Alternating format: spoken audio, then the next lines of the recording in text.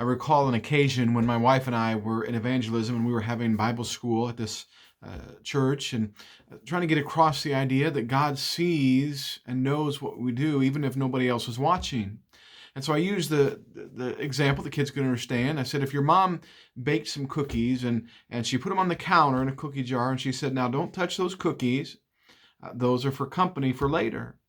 And your mom left and was doing some other things, and you went in the kitchen and you got a chair and you got up and you got one of those cookies out of the cookie jar and you ate it, and your mom never saw you. I said, God still saw you, and he knows that you disobeyed your mom. But the point was, God saw you. And one little boy spoke right up and he said, not if I eat it under the table. Sometimes I think adults in the back of our minds think that way, that as long as we don't get caught, then it's okay. Psalm 66 verse 18 says, if I regard iniquity in my heart, the Lord will not hear me. And so we tend to think, well, if nobody sees me, then I'm doing good. But we know that God sees us. And in fact, again, David said that if there's sin in my heart and I know it's there and I don't take care of it, then God will not answer my prayer. We've been talking about hindrances to prayer. Last time we talked about the hindrance of selfishness. And so today, briefly, I want to mention and speak about the hindrance of sin and how sin hinders our prayer life, how sin hinders our fellowship with God.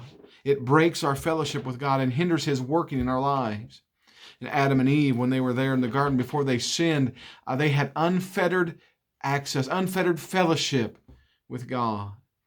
But because of their sin, you remember, they were in hiding. They were ashamed. And so it not only brought shame, but again, it brought a break in that fellowship with God. And so as believers, sin hinders our relationship, our fellowship, our walk with God and what he wants to do in our life. Christ didn't die for us, and God didn't save us just so we could to come in the Bible, just so we could live as we've always lived. He came to make a difference. He came to change our lives, to give us something better. Well, here in James chapter 4, that's where we were looking last time, and the first couple of verses, we notice there again about selfishness. As you lust and have not, you kill and desire to have, you cannot obtain, you fight in war, you have not because you ask not, you ask and receive not because you ask that you may consume it upon your lusts.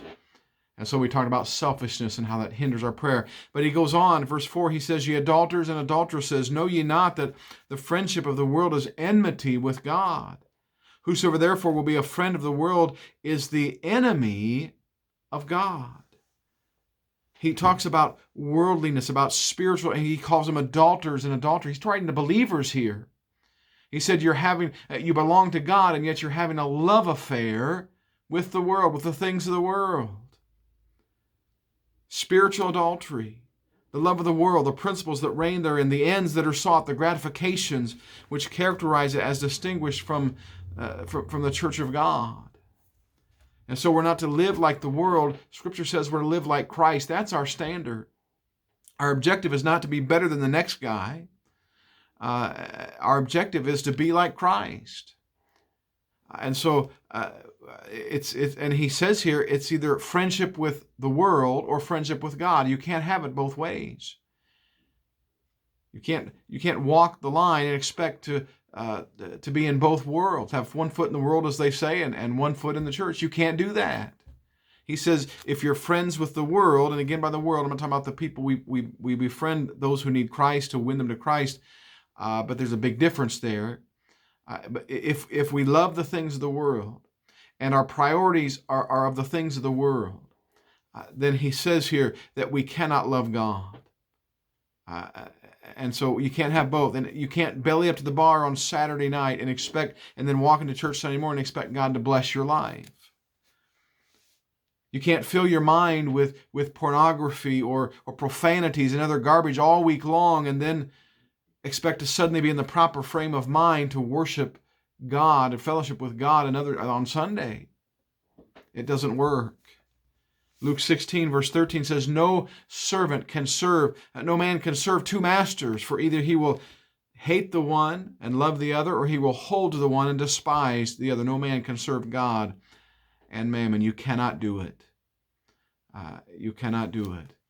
And so sin will hinder your fellowship with God. It will hinder your prayer life. If there's something in your life that you know ought not be there, or if there's a matter of disobedience in your life and you know there's some things you ought to be putting into practice in your life, you ought to be obeying God, and you are not doing it, that can and will hinder your prayers.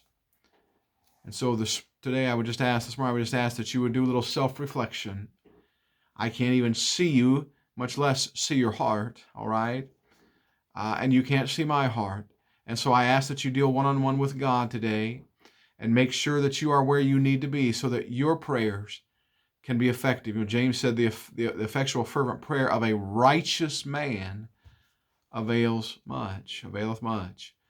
And so we need to make sure we're in the right frame of heart, right frame of mind, if we expect to get God's attention in our prayers.